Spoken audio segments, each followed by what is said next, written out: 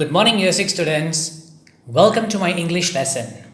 Today is Wednesday, 29th April 2020. Kindly take out your learner's book. Turn to page 136.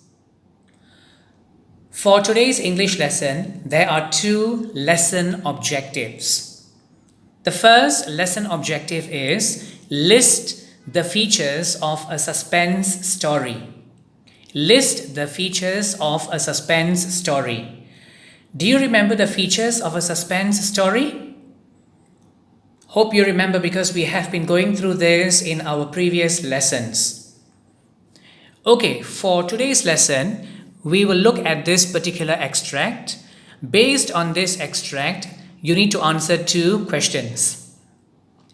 Let us read the extract together, shall we? Section 1. Read through this extract. The door banged. Ashif turned round, suddenly afraid. Who could it be?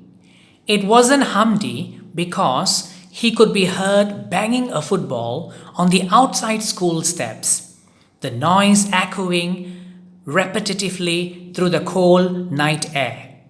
Thud, thud, thud. The dull bang of heavy footsteps making their way along the long, empty corridor was unmistakable now. Somebody was coming closer. Somebody or something was coming down the corridor, nearer and nearer. Ashif stood still, his shallow breath emerging in quick, jagged bursts. He made his way forward through the fading light of the empty classroom, soft and silent as a cat. Then he saw it, a dark shadow, silently slipping out into the darkness of the long, unlit corridor.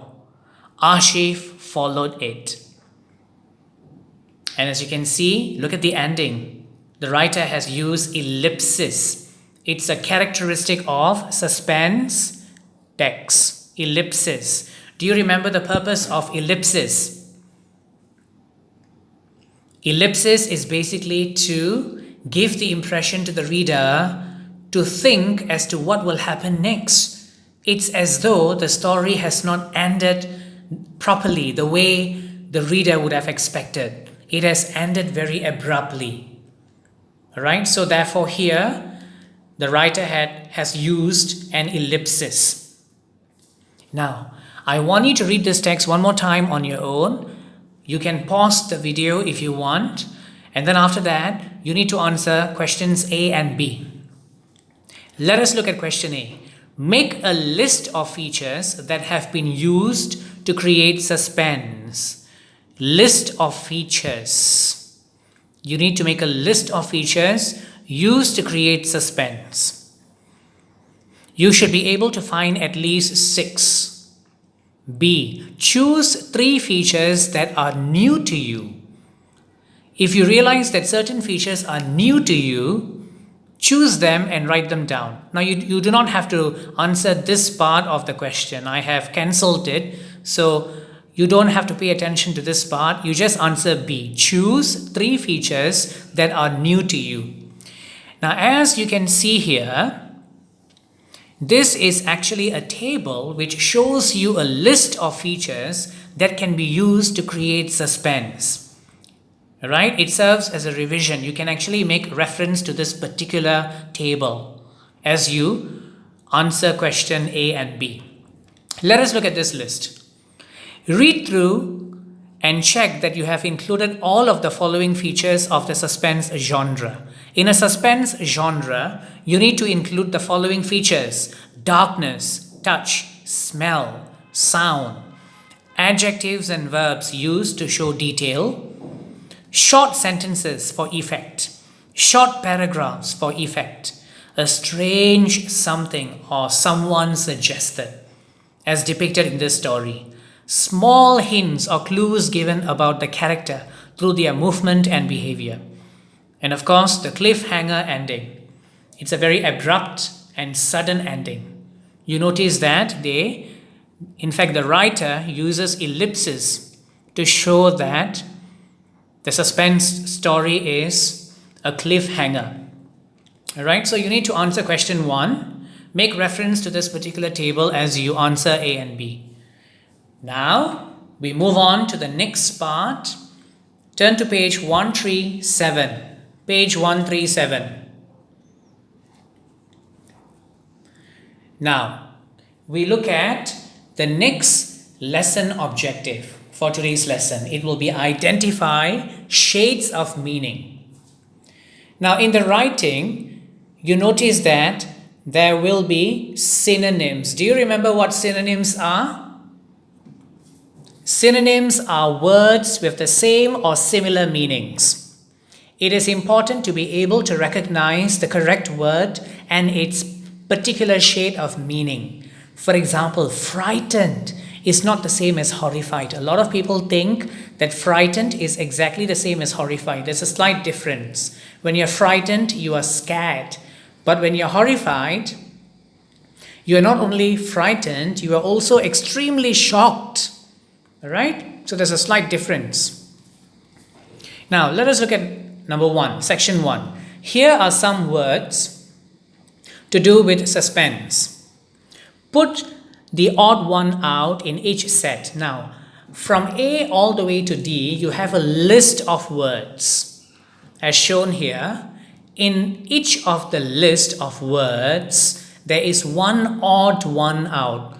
You need to pick the odd one out in each set.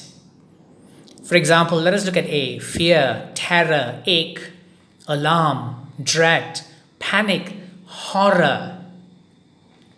Which one is the odd one out?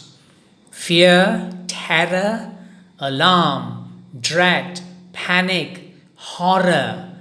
Now what are these? These are feelings. What about ache? Is ache also a feeling? What do you think?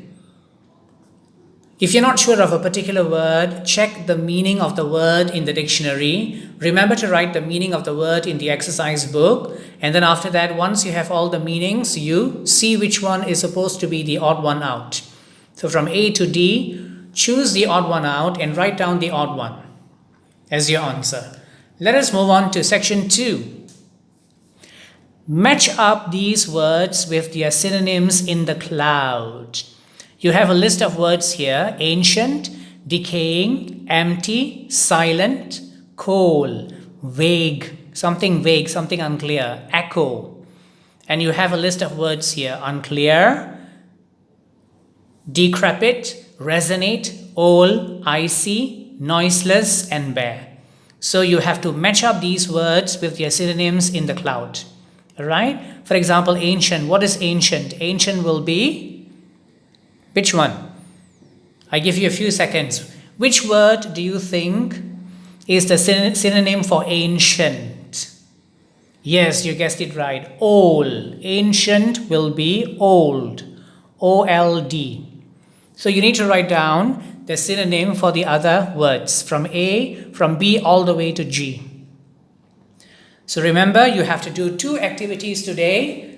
Page 136, section 1. And page 137, sections 1 and 2, kindly refer to the instruction sheet that I have sent to Class Dojo. Okay, so remember to write the answers in the exercise book, take a photograph and send it to me via Dojo message. With that, we've come to the end of the lesson. Have a nice day. Bye-bye.